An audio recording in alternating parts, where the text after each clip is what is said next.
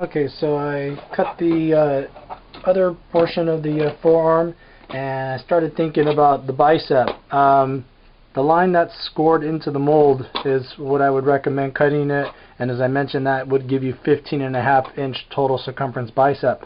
But if you do need a little bit more, this gives you almost a 1/2 inch. So if you leave it on both sides and you just cut off just the flare, then that would give you a total of 16.5 inches for your bicep.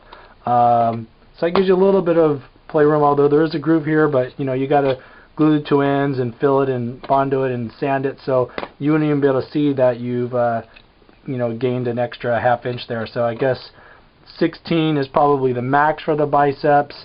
15.5 is what I recommend so that it can stay proportionate with the forearms.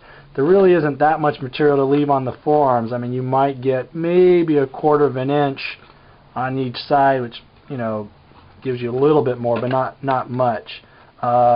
So kind of have that in mind before you cut your biceps. I mean, this is where you have to cut this one, just because it has the connection flange here, and you got to clean that up. So this is the front section, but the back section I guess gives you a little bit of option there as far as sizing. But it's going to be important to make sure that it still meets with the curve in the proper shape.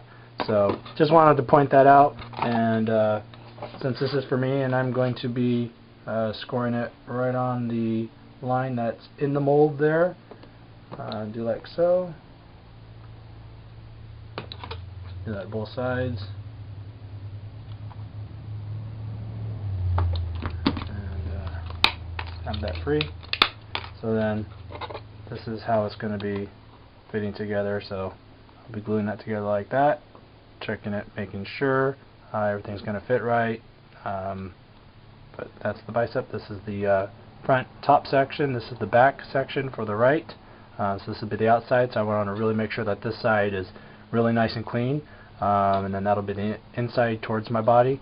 Again, I want that nice and clean since it's towards my body. But when I mean is clean, I mean as far as when you're doing all your prep work, you want to really make sure that when you glue this together that you're not misaligning anything, that you always want it to look your best on both the inside and the outside, just for the final appearance. And then the forearm, cutting this off here and fitting that as well. And so this kind of gives you an idea what the part's going to look like together.